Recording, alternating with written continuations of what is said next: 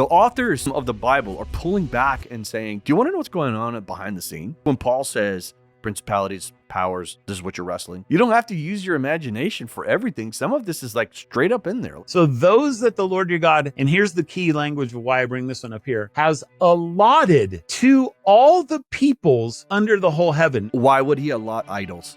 Hello, guys, come on, hear me out. Why would he allot idols?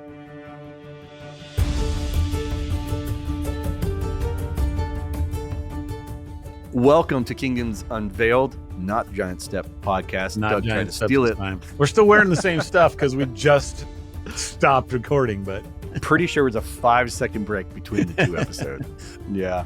For those of you, if this is your very first episode, we're so thankful you're here. And we're two pastors who love the Bible, our confessional. We love historical theology, and we are all about the spiritual war. And so that's what this podcast is about. Kingdom Unveiled. We think that the kingdom of light and the kingdom of darkness, the spiritual nature of our kingdoms, have been veiled by bad theology. We want to pull it back and look at the Bible and say, hey, look, there's a whole lot more here, and it makes a whole lot more sense for your Christian life. So Doug preaches this way. I preach this way every week at our church. He is the pastor of the Reformed Baptist Church in Northern Colorado, which is in Boulder. And you can learn more about him, his sermons, and his writings at douglasvandorn.com. I'm Jon Moffitt, and the pastor of Grace Reformed Church in Spring Hill, Tennessee. You can learn more about all the different podcasts and ministries I'm involved in, thank you, at johnmoffitt.com. Now, more importantly, before I move on, Doug, we have a growing community, and I'm super thankful for it. And somebody posted, I was going to talk about this last episode, the thing that Josh Kennedy posted. What was that called? It's that relic or whatever that was found. Not a relic. With the inscription on it. You know what I'm talking about? I saw that. Anyways, it was just fun. It was like, that's super fascinating. But it's called the Reformed Fringe. It's a great way to describe it because there are things that are reformed and there are things that are fringy. And sometimes there are things that are reformed fringy. So it's a community of people who are reformed or reformed friendly. You're not there to debate the Reformed faith with us, and you're okay with us believing it. And it's a great community. You can go to reformfringe.com, and this is a private community. So we really don't want to get involved with debates or trolls, things like that. Yeah. But all of Doug's books are on there.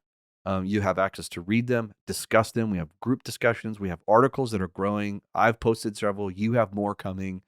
And then there'll be live discussions where, like, honestly, there are times where you and I want to hear from the audience while we're talking. And so we'll have times where we're going to do pure Q&As or talk about things that I don't know if I want on YouTube. But are conversations that you and I want to have, right? And so we'll have it for our private community. So you can go learn more about that and support the work that Doug and I are doing there at thereformfringe.com. Anything about that I'm missing, Doug? No, that's a good way to put it. We're excited about it. It's fun, and it is growing, and we've got some kind of big names that are in there, and recognizable names. Yeah, recognizable names. Yeah. All right. Well, Doug, you started a podcast last week. You hosted it, so it's my turn to host this one and pick up the convo. And we were talking about really frustrations within the supernatural realm. I don't know what we titled. We haven't titled it yet, but and I shared some, and you even shared some, and we kind of wanted to pick this conversation up. So it's more of like, if you ever wonder what it's like for Doug and I to have conversations, it's kind of what this podcast is yesterday and today. And we wanted to pick it back up. Last week we were talking more about the frustrations that people have with the gods. And I felt like we did a pretty good job of helping you think through, like, there's a category in your brain that accepts this, like Satan is real and he's a god. So, and there's more than just him. So I think your brain eventually should be able to go, then when it says you shall have no other God before me, well, man, Doug, I'm making this connection now. I didn't even think about it. Beelzebub is Satan. And therefore, if they were worshiping Beelzebub, it's safe to say when it says in Exodus, you shall have no other gods before me, I could put in there, you should have no other gods like Satan, like Beelzebub. Right. To me. Right. But people think, no, those are non-existent. And I believe that you can go ahead and just replace the word other gods with a little thing that says, like, for example, Satan, do not worship him. Because this is, you have to go back and listen to last week's episode, but we made the argument that a sacrifice was made to Beelzebub, Satan, and wrath came upon Israel, and it actually affected them. Like, there was real power, like Job. So that being said, if there are entities that have power, that means there are good entities with power. I want to talk about this for a moment, Doug. How many passages off the top of your head demonstrate loyal entities like angels? We'll just go ahead and call them angels, but they're also called Elohim. How many Elohim, how many angels have power, and there's stories of power, big time power in the Old Testament? And we can name off several, right? You think about plenty of places in Daniel, I suppose. Daniel 10 comes to my mind. Yep. These wars of really princes, the prince of Persia, the prince of Greece. This is just more language for the gods, and they're like fighting each other. So they have a Literally. battle for 3 weeks, and that keeps one angel from getting finally to Daniel. He's like, "Sorry, man. Sorry it took me so long to get here, but I was having a big old fight with the prince of Persia, and I couldn't make it." You know, And who did he have to call? Ghostbusters. Dude, that's funny because the irony is he did get busted. Got busted by Michael. Right? Exactly. So he calls Michael, which is funny is so people are like, there's no hierarchy. And I was like, well, according to God, there's a hierarchy. There's Michael, hierarchy. Archangel Huh. would be the supreme angel over the other angels, which means that they're lower, and which means hierarchy. Bible. Huh. Well, careful, Doug. Are you sure? You sure you're quoting the Bible right now? Pretty sure that's in Jude, unless we want to be one of those Marcionists who says Jude shouldn't be in the Bible. Well, then now you got to deal with Peter because now Peter's not in the Bible either. All right, so we have angels. I'm thinking about the angel that stopped Balaam, opened the mouth of the donkey, right? So you see all these. You've got one angel who killed 185,000 men in one night. You've got the power of the angels in Sodom and Gomorrah, where it made them all blind. I mean, you start going through the list, man. You start thinking about it, yeah. Yeah, there's a lot. Meaning that, okay, these beings who are loyal to God also have power. So there are beings who are loyal to God have power, and there are beings who have rebelled and also have power. Which means if you have angels like principalities, like the Prince of Greece, is if there's a messenger, if you don't know the story of Daniel, Daniel is talking to the king, and the king tells him a dream, and Daniel doesn't know how to interpret it. So he asks the Lord, and 3 weeks go by, and an angel finally taps him on the shoulder and be like, hey, man, I'm here to tell you what happened. And he goes, sorry, I'm late. And it's funny because it's like there's personality to these beings. Yeah. You could see him like, hey, dude, I'm so sorry. It's almost like, oh, man, I kind of messed up. I got stopped on the way over here, and I didn't think it would take that long. I should have called Michael earlier than 3 weeks. I mean, that's why he apologizes for being late, dude. It's funny. I think it's funny. You know who really brings this out is Brian Godawa in his books. Like, he gives the angels personalities. Yeah. And they get angry. Yeah. Exactly. And they have sarcasm. You know what I mean? It's great.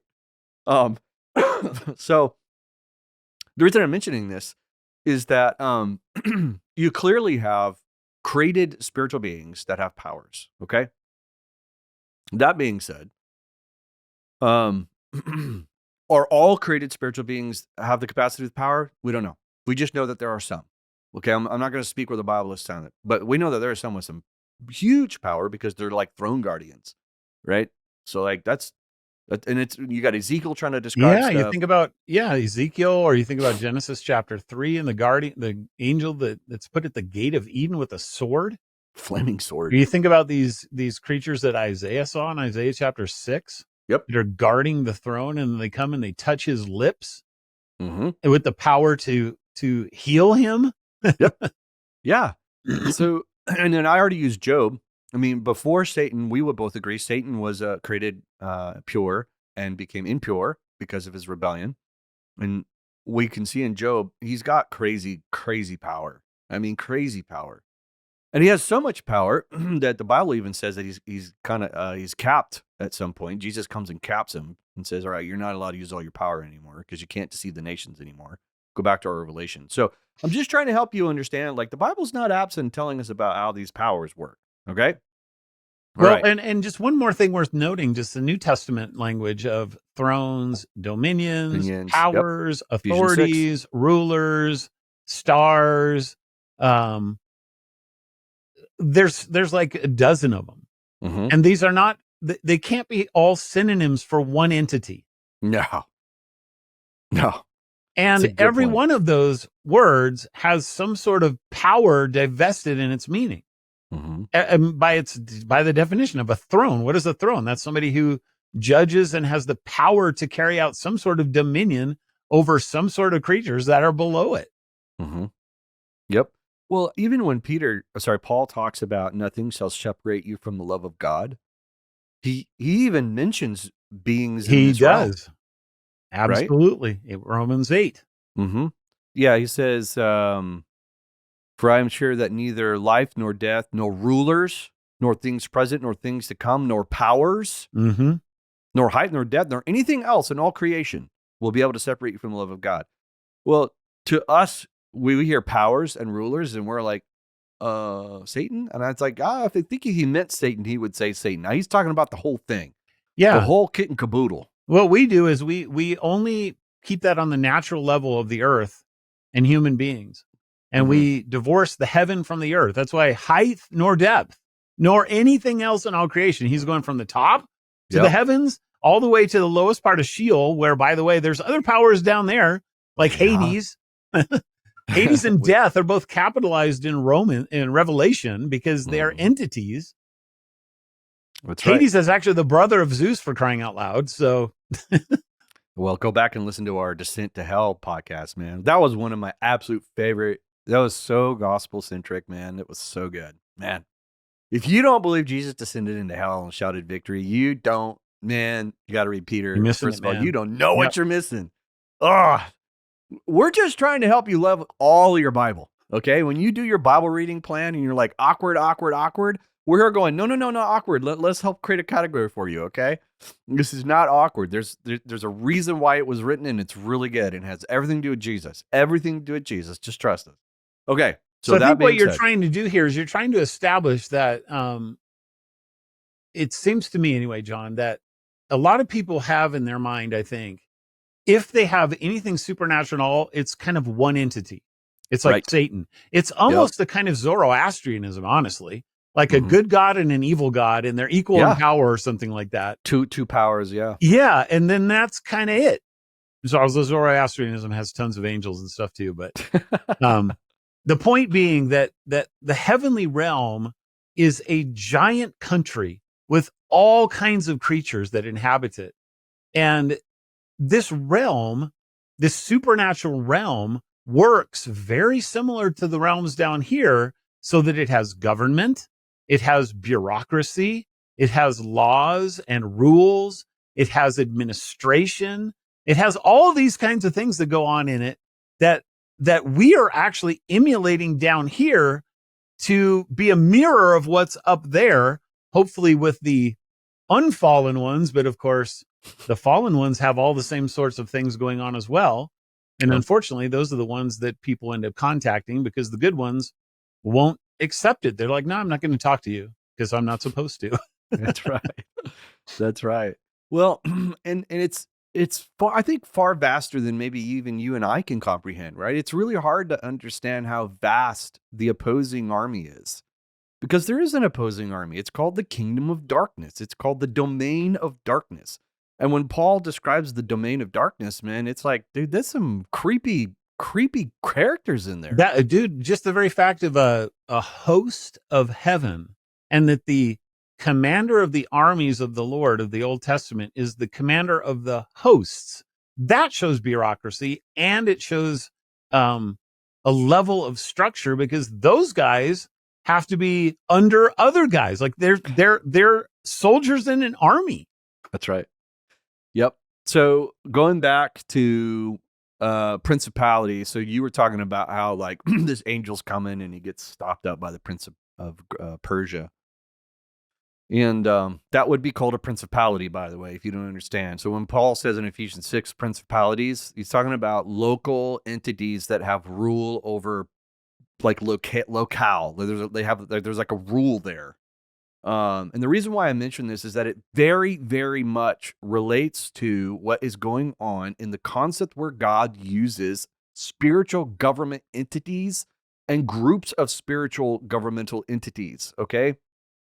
So we just don't allow the Bible to tell us and define things. It's fascinating to me, you know.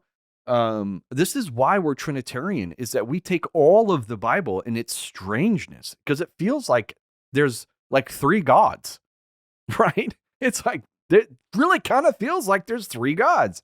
And eventually the Bible's like, no, no, no, no, no. Let me help you out. The three are one, right? So we eventually, as strange as the Trinity is, and it's important to get it right, we have got it right, and we've defended it. But you have to use everything the Bible tells you. Because, Doug, I would argue that I don't think you can understand what's going on in the Trinity in just one book of the Bible. I mean, you need a lot, because there's a lot that goes on, because you have to define the nature of God, the nature of Trinity, and then you have to understand the relationship of the Trinity. And it takes a while to do that. Is that fair? Yeah, totally. So that's where we're arguing, is that, hey, look, the divine counsel, it's not, I don't think it's hidden, but it also takes a lot of the Bible to start kind of defining all of this and putting it all together. And once you put it all together, you're like, oh, wow, the story makes a whole lot more sense. So, for instance, what we have is, and we've done a ton of stuff on this, so this is going to be just kind of a brash overview, just because I want to pick on people who have a problem with the divine counsel. So I'm going to define it, because I hate when people. Do you need to get angry again like you did last week? I might, Doug. I might. This one may actually invoke a little more wrath from John. You may have to sacrifice your earbuds to me. All right. What I meant is I might blow your eardrums. That sounded weird. I'm not a god. All right. So, all right. Here's the story. The story is this. You've got the nations who you have a people of God. You have the people who rebel, and they don't do what God tells them to do, which is to disperse around the world. Instead, they stay local, and they create what's called a ziggurat. And this ziggurat, this tower, is designed to go and tap in to the evil entities, the evil Elohims, the angels, whatever you want to call them, the sons of God that came down in Genesis 6. They're trying to tap back in and bring back powers, because they want these powers. And God steps in and says, nah, we ain't doing this. And so he changes their language and just disperses them. And when he disperses them, he, as he has done, and I'm going to give you a verse. Before I tell you what he did, I'm going to remind you, this is not unusual. Hebrews tells us, Hebrews chapter 1, you can go read it, that God has appointed angels to protect his people. Today, that happens right now. He has dispersed warrior-type angels. Somehow, they do some kind of protective work. We don't know what it is. And it even says that sometimes you've even entertained them and you don't even know it. You've been in their presence, which means you think they're a human, and they're not a human. They're an angel. Don't ask me to explain it. I can't, because it doesn't. Okay. So for the fact that the Bible tells us that he did, so we know in the Psalms, we are told that God has dispersed the angels to protect Israel. This is not an uncommon idea. So what we're told in Deuteronomy is that God took the sons of God. Now it's important that you understand these aren't Israelite kings, okay? Because Doug, if I'm right, at this point, does Israel exist? There is no Israel at the Tower of Babel, or for hundreds and hundreds and hundreds of years after. So it can't be Israelite leaders. That wouldn't make any sense. So God disperses the people, and over the people, he puts the sons of God. You want to say angels? I'm okay with that. Angels, that's fine. Spiritual beings that have the title of Theos or Elohim.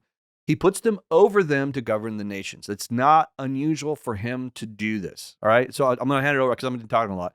Anything I'm missing or anything you want to add, I'll let you pick it up from there. Because you know where I'm going now, right? Yeah. Okay. Well, let me take you through what Dr. Heiser called the Deuteronomy 32 worldview. Worldview. Yeah. Because it's That's not what I'm just trying to one argue verse. There's a No. whole bunch, and you need to recognize that this takes place throughout Deuteronomy. So the first place to go is Deuteronomy chapter 4. Mm-hmm. And starting in verse 19, it says, "Beware lest you raise your eyes to heaven, and when you see the sun and the moon and the stars, all the host of heaven, you be drawn away and bow down to them and serve them, those that the Lord your God has allotted to all the peoples under the whole heaven." Now, so let's stop there for a minute and just talk about this. Stars. If you go to Job 38:7, you see that the sons of God are called stars. If you look at any ancient culture on planet Earth, you will see that the sun and the moon are deified as gods. And in this text, you have this phrase, all the host of heaven. Remember your doxology? Mm-hmm. What do we sing in the doxology? Praise God from all heaven flow. Praise all creatures here below. Praise him above, ye heavenly host. That's right. Who's the host of heaven? Well, these days, it certainly includes the saints, but it also includes the angels. And here, that's what it's talking about. So you've got these entities. So he's not just talking physical balls of gas and balls of rock and dirt. That's not what he's talking about. There is some sort of a relationship that the invisible creature has to the sun, the moon, and the stars. All the host of heaven. Mm-hmm. People bow down. First of all, they're drawn away. How does that happen if there's no actual existence? Exactly. They're drawn away. They bow down and they serve them. I said those things that the Lord your God has allotted. The ESV has things that the Lord your God has allotted. I don't like that translation. No. Because it totally desupernaturalizes it, and there's no need to do that in the Hebrew.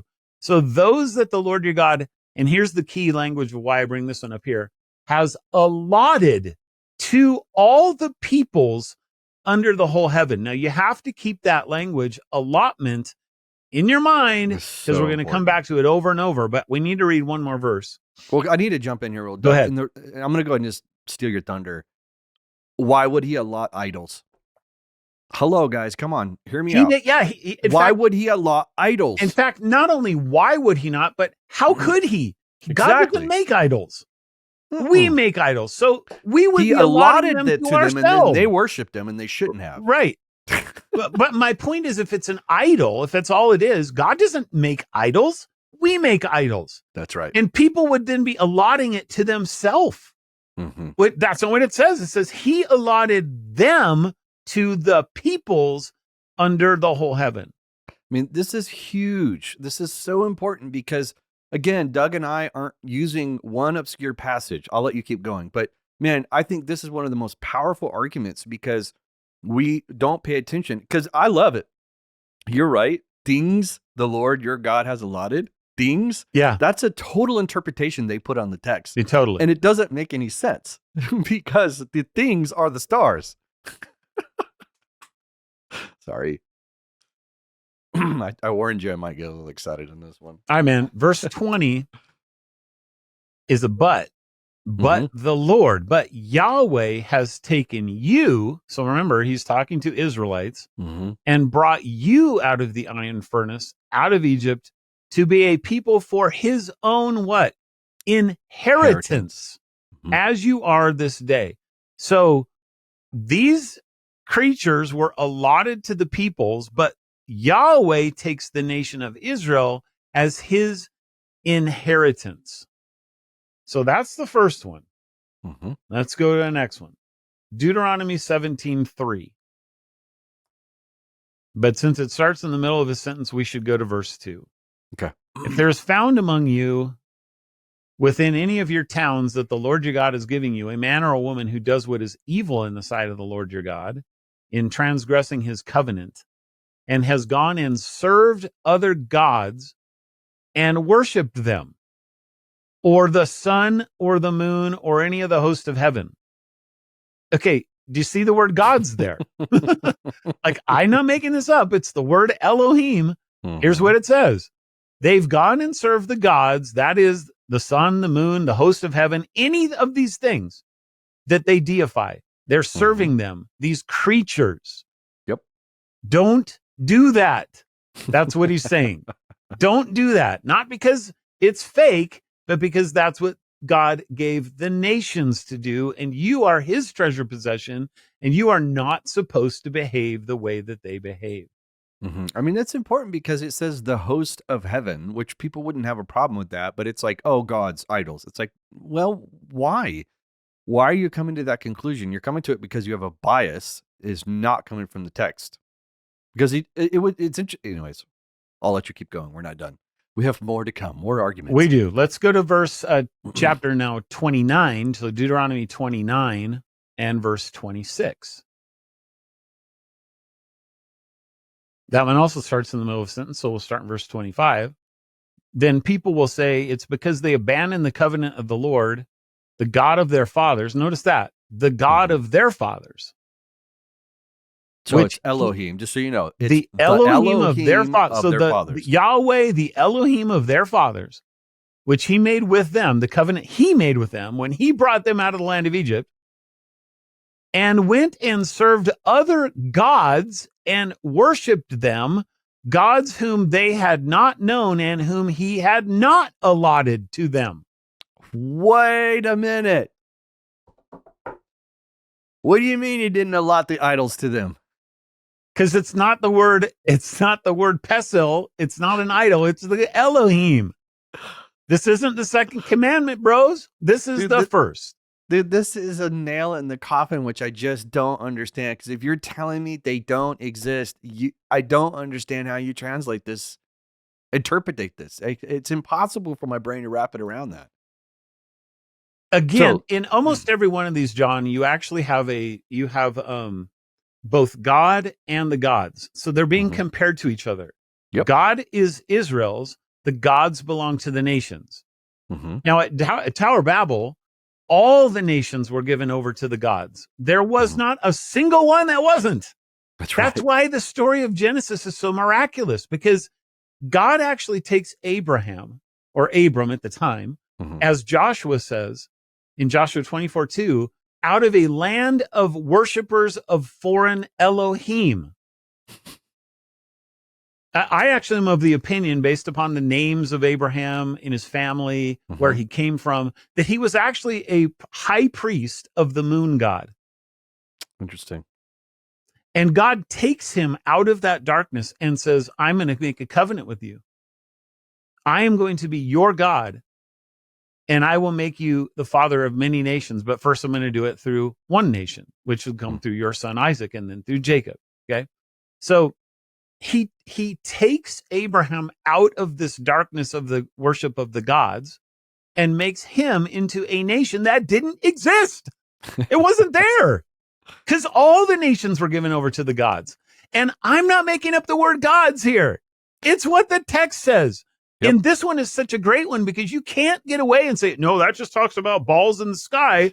No, it says the gods, and That's only says the gods, and it says the gods were allotted to them. It's using the exact same language in all three of these passages that I've given us. So it's making an assumption about a prior story. That right? So like when you go back and read it, and it says gods whom they had not known and whom he had not. So Elohim, that he had not allotted to them. Again, listen, because the English translation of God is so mutilated our brains.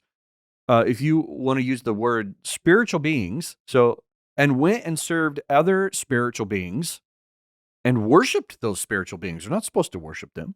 Spiritual beings whom they had not even known before and whom they did not get allotted. This was not the spiritual beings that God gave them to protect them. So he's assuming knowledge here. And that assumption is that you believe that there was a dispersion, not rulers, not men. It can't be men, okay? It just can't be. It's nowhere in the text that could mean that. So he's assuming you believe the story of the Tower of Babel. Okay, so that being said,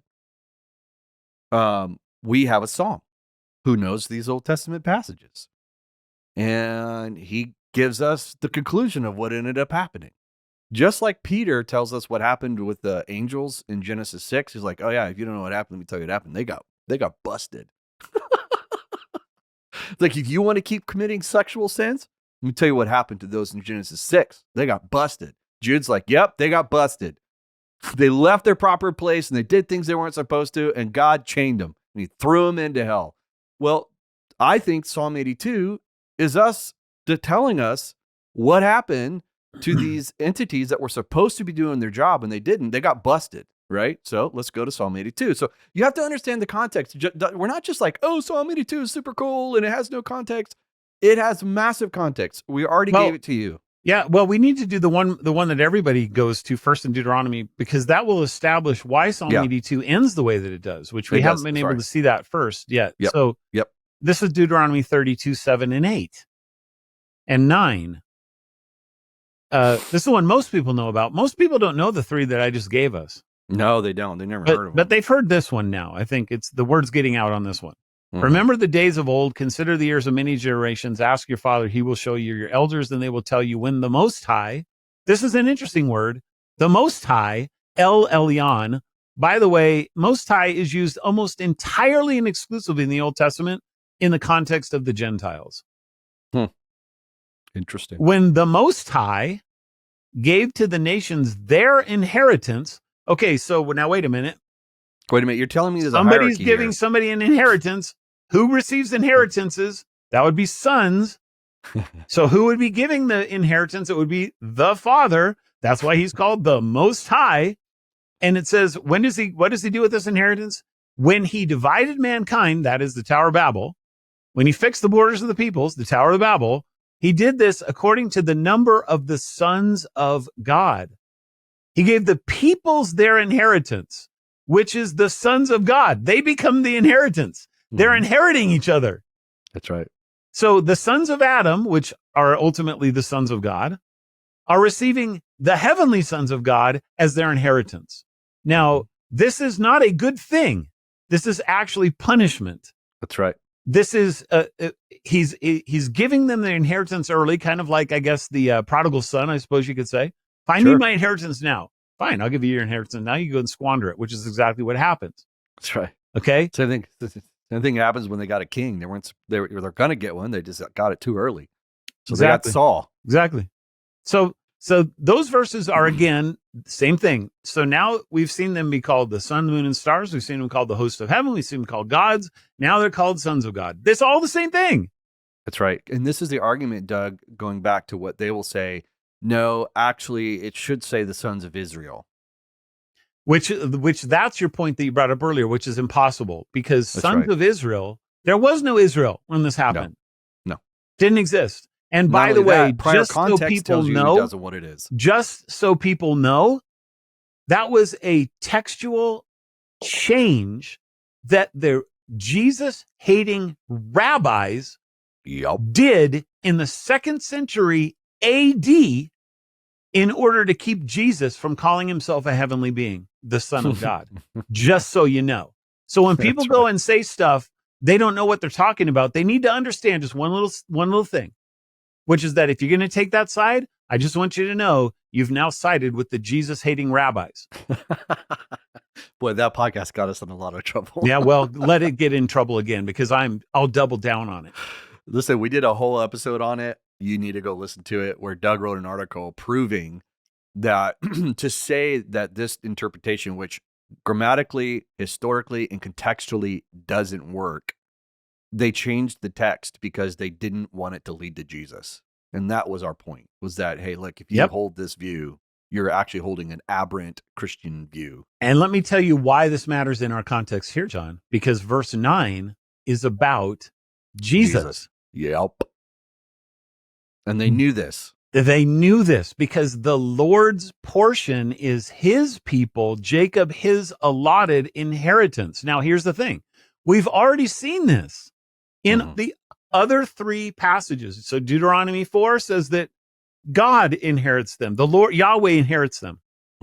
We saw that in chapter 29. We saw it in chapter with the covenant. God is making a covenant with his people. Same thing in chapter 17. I have taken you out to me, my people. Don't worship these entities. Same thing here. And what this necessitates is that Yahweh in verse 9 is the Son of God, because only sons inherit things. Fathers don't inherit things. And the title God, G-O-D, that's not something that would inherit something. That's why it doesn't use that word here. It uses Yahweh. That's right. Here. Yahweh inherits his people, Israel. They are his people. Yep. One of a famous writer and a very famous book. It's called Biblical Theology by Gerhardus Voss. Okay. I didn't even tell you I was going to do this, but I'm going to do it. So one of the most well-read, if you go to a Reformed seminary, you're required to read Voss. Yeah. So, and Voss is dealing with this particular situation and this particular passage. And he's working through, and he goes through the textual variant that Doug talked about. He explains where it came from, and he explains why it can't be Israel.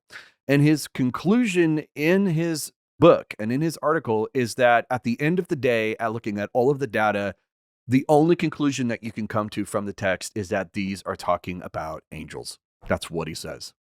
Like, I'll put the quote. It's actually, if you want to know where it resides, little advertisement for the Reformed Fringe, but that's where I posted it. But when I found that in Voss, that helped me so much in understanding, like, there are people who are wrestling. I mean, Voss was a brilliant man, and he's wrestling. Now, does he agree with everything that we're saying right now? No. But I would say that it was helpful for when we were talking about this particular passage. It was helpful to hear him see that you can't logically come to that conclusion, not only from the text, but the variant doesn't make sense. Doesn't make any sense. And I remember I was sending it to you. It's like 4 pages long. The guy was thorough, man. You want to talk about a treatise on whether this is Israel or angels? I hold up my hand and go, I think Voss exhausted whether this is it or not. And the reason why I mention this is that Doug and I are not arguing for things that other Reformed people like Meredith Kline, like Voss, and I have other quotes. And I'm not going to get into it because you get into this quote game. We're just saying, look, there are other godly, wise theologians who are seeing this, but I'm going somewhere with this. So hear me out. There's a logic behind the story here, okay? There's a point to all of this. And one, the authors of the Bible are pulling back and saying, do you want to know what's going on behind the scene? Do you want to know how all this, like when Paul says, principalities, powers, this is what you're wrestling. The Old Testament isn't silent on this, guys. It's not quiet. You don't have to use your imagination for everything. Some of this is like straight up in there. Like, are there territorial spirits? Well, it seems to be, if you read this text, yeah. And those beings have like an assignment. And so what happens to the assignment? Well, we learn very quickly that these, you can see that they're called the heavenly host or the gods or the spirits. They were not allotted to them, but yet they rebelled. And that's where we ready to get into Psalm 82. Yeah, absolutely. Okay. That's where Psalm 82 comes into play, in that it's describing if you have this backdrop of what's happening and you read Psalm 82, it kind of makes sense. Let me just read the opening line. So God has taken his place in the divine council. In the midst of the gods, he holds judgment. Well, we have a lot of stories of God, and I'm not going to get to it now. You can read my article. You can read, I've got an article. It's literally just explaining. It's for free. It's on my website. It's just showing you the passages of scripture that talk about the divine council. Okay. So the fact is, we know that there are heavenly beings with power that God uses, and he does sit among them and he does converse with them. And there are multiple stories of that. So this is not weird. For the psalmist to make this title is not a weird title. You have to understand that the psalm, when this psalm was probably written, half the Old Testament is already written. So all these stories have already been given to us. So when it makes this statement, the immediate thing that happens, Doug, is that people are like, well, he's talking about human kings. Okay, well, And we're going to learn. by the way, parenthesis, just so people know, the human kings was a 2nd century rabbinical change to the text for That's right. precisely the same reason that they changed Deuteronomy 32:8. That's So right. just so you know, if you're going to take that view, just so you know, you're siding with the rabbis There you go. against the New Testament. That's right. And even if, let's just say Doug and I are wrong and Psalm 82 is about kings, it doesn't remove what we know to be true about Deuteronomy. I mean, you just cannot call it humans, Yeah. right? So if, let's say we get to heaven and we're wrong about Psalm 82, the divine counsel still works because it's used, that concept and that phrase is used far more than Psalm 82. What's great about Psalm 82 is it just helps give you some clarity on what happened in the rebellion. It just tells you what happens, right? So it says this: God has taken his place in the divine council amidst the gods. So this is Elohim. So Elohim, not Yahweh, Elohim has taken his place in the divine council. In the midst of the Elohim, he holds judgment. How long will you judge unjustly and show partiality to the wicked? Selah. Okay, well, that makes a whole lot more sense. Why? Well, where else have we heard about Elohim being commissioned by God, by Yahweh? Well, Deuteronomy. That's where we learned about it. So it makes sense that what they were supposed to do, they didn't do. And he starts rebuking them. What did he tell them to do? Give justice to the weak and the fatherless. Maintain the right of the afflicted and the destitute. Rescue the weak and the needy. Deliver them from the hand of the wicked. That sounds like a commission from God. That sounds about right. That's accurate, right? Now, would these entities have the power to do that? Yes. This was the whole point of the beginning of this episode, was that they had a lot of power. And so they could have protected these nations because look at the power that they had. Instead, they used the power for their own glory. Keep reading. They have neither knowledge nor understanding. They walk about in darkness. All the foundations of the earth are shaken. So then he comes back. He's done quoting, telling them what they should be doing. I said, you are gods, sons of the Most High, all of you. Nevertheless. Okay, so it's like, this was your job. You were my creation to do this, and you didn't do it. Was that a fair interpretation? You are God, sons of the Most High. Like this was this is where your place was. Exactly. Okay, now this next phrase makes a whole lot more sense. Nevertheless, like men, you shall die and fall like any prince. Well, now we're talking about real humans, because why would you compare it to a human? If they were humans, why would you tell them they were going to die? You're a king and you're going to die like any other king. That doesn't make any sense. None at all. Not only that, he then explains, again, it matches with Deuteronomy. This is why the connection matches. Because what does he then do? He says, arise, O God, so the one true God, judge the earth, for you shall inherit the nations. Right? So we have the one true king who is going to come and sit on the throne, and all nations will be put under him. So they were divided amongst the people. We know they were allotted. They were told we were allotted in Deuteronomy. And at the end of the day, what has happened? All the nations will be put back under Jesus' feet. It will come back underneath him. So the reason why we mention this is that when you get to the New Testament, this war is still happening. But for instance, we talked about this, but I'll allude to it now. What does Jesus say when he commissions the disciples, Doug? All authority has been given unto me in heaven and on earth. And what does he then commission them to do?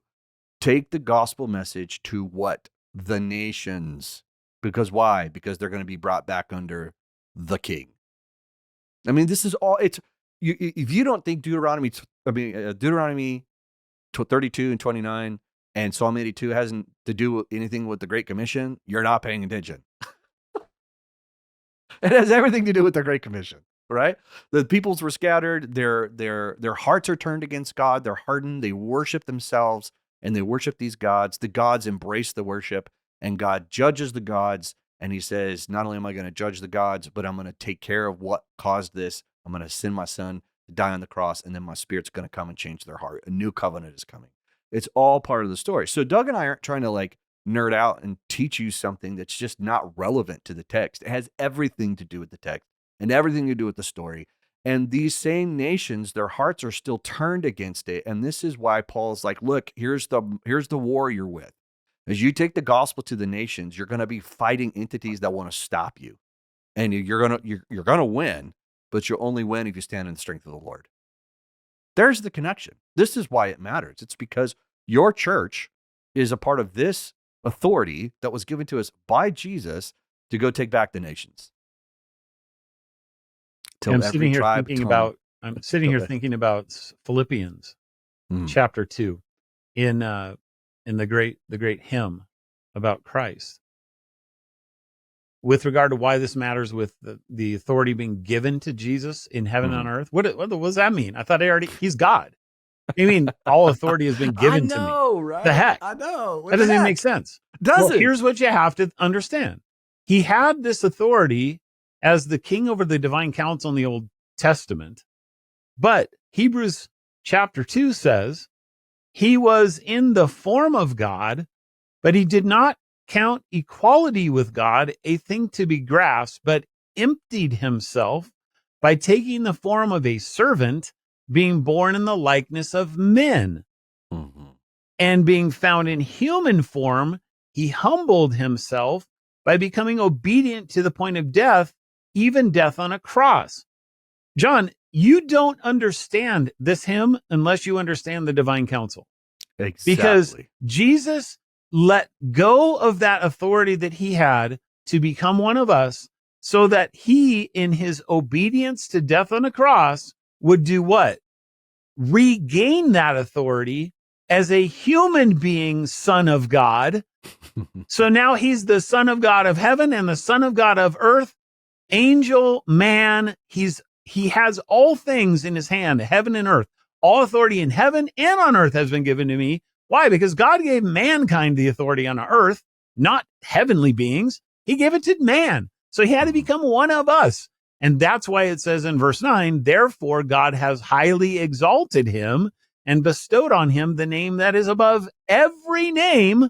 By the way, names is another one of these titles like thrones, dominions, powers. Names. What are the names? They're heavenly things. On heaven, in heaven, but also on earth. On earth. So that at the name of Jesus, every knee will bow in heaven and on earth and under the earth. What does that mean? It literally means every one of them. It doesn't just mean humans. It's talking about these gods of the nations that preside over these different spheres and places. That's right. So judgment will come. And I love, so Peter's, 2 Peter chapter 3 says, well, why is the judgment not come yet? Like, we're tired of getting beat up by these spiritual enemies. And it says, God's patient. He's patient, right? He's patient towards those who have not believed. So he allows the enemy to rebel while he waits for the humans who rebel to be converted, right?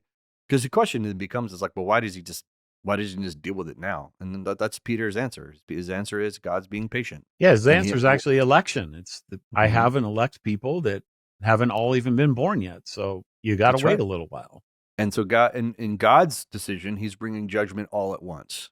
So you see pockets of judgment, right? Like, so Jude talks about the angels who fell. So there are times where pockets of like Sodom and Gomorrah and the flood, but total and final and worldwide, a universal, I should say universal flooding, because judgment, because it seems to be like there's principalities in the air that haven't been judged yet, that will be judged, that final judgment, he's decided it's going to happen all at once. And so until then, the war rages.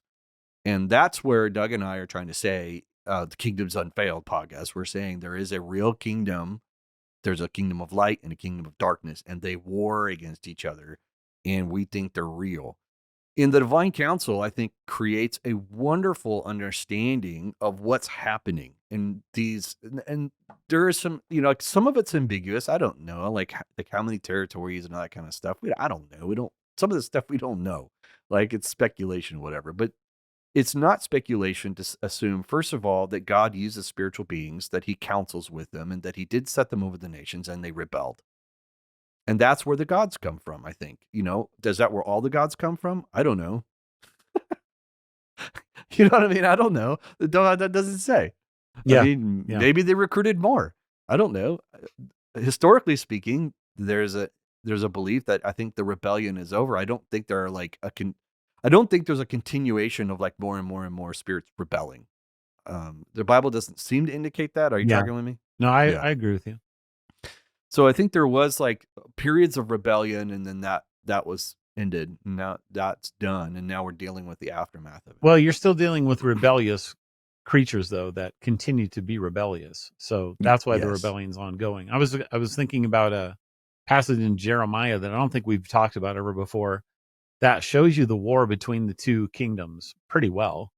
And by focusing on the divine council, God's council, Mm-hmm. as opposed to, I think, these fallen entities that Zeus is the Lord over. Right. So the Jeremiah 20-16, thus says the Lord of hosts, Jeremiah 23:16. Mm-hmm. Thus says the Lord of hosts, do not listen to the words of the prophets who prophesy to you, filling you with vain hopes. They speak visions of their own minds, not from the mouth of the Lord. They say continually to those who despise the word of the Lord, that would be Jesus, it will be well with you, and to everyone who stubbornly follows his own heart, they say, no disaster will come upon you. Verse 18, for who among them has stood in the counsel of the Lord? Mm-hmm. It's exact same language as Psalm 82, except for instead of saying, this one says the counsel of Yahweh, whereas Psalm 82:1 says the counsel of El, technically. Mm-hmm. But it's the same thing. Yep. Who of them has stood in my counsel? And then it goes a little bit later and it says, if they would have stood in my counsel, verse 22, they would have proclaimed my words to my people, and they would have turned from their evil way and from their evil of their deeds. Mm-hmm. The counsel of the Lord. This is talking about the heavenly bureaucracy that God invited the prophets of old to participate in, who would then hear these discussions, and God would tell them the truth. That's the story of Micaiah, for example, who saw the Lord in his throne and sees this discussion going on about King Ahab and which one is going to go be a lying spirit in his mouth. Well, I was there. I saw it happen. I'm going to tell you about it. That's what Micaiah is saying. Kings 22. And this is exactly what God is saying about all the prophets. The test of a true prophet was that he literally stood in the divine counsel. He heard directly so from the Lord. If you deny the divine counsel, you basically have destroyed all the credibility for what it meant to be a prophet, according to Jeremiah 23. That's right. And it's not one time. The story of Micaiah is not one story. That's what we're trying to tell you. It's that like there are multiple stories of where you have people in the council room listening, or the council hall, whatever you want to call it. And that's the whole point of my article, the whole point of Heiser's work. Anytime a prophet, John, says, and I heard from the word of the Lord, he's standing in the council of God and Jesus is speaking to him in front of the council. That's the idea. Dude, how the famous phrase where songs have been written after it and people do it all the time. Whom shall I send? Who will go for me? Right. And what's the phrase? Here I am, Lord, send me. So he's in the council. He's in the divine council around the heavenly court. That's why they come to him and touch his mouth with the tongs. They're like, yeah, you want to talk? Let's clean it up first. Or you have it with Joshua, who's being accused. Another Job scenario, right? You have the great accuser. Yeah, Zechariah chapter 3. Zechariah. That's right. Yep. And it's Joshua that's there, right? Yep. The high priest. He's accusing Joshua, and it's again, it's a whole scene. It's like, what's interesting is, if for those of you who do your daily Bible reading, let me encourage you on this. Stop trying to read your Bible in a year. Like, knock it off, okay? Because you read so fast, you get nothing. People are like, I read my Bible every year. I've never seen that. And I was like, maybe that should tell you something. Maybe you shouldn't read your Bible like that. Maybe you should slow down and pay attention to what you're doing and stop being so excited about yourself that you read your whole Bible this year. I'm like, seriously, it kind of annoys me. Doug, I'm not poo-pooing Bible reading or yearly Bible reading. I don't do it. I don't do the yearly Bible reading thing because it's not beneficial for me. I do it much better when I slow down and I mull over things and I take time to study them, understand them.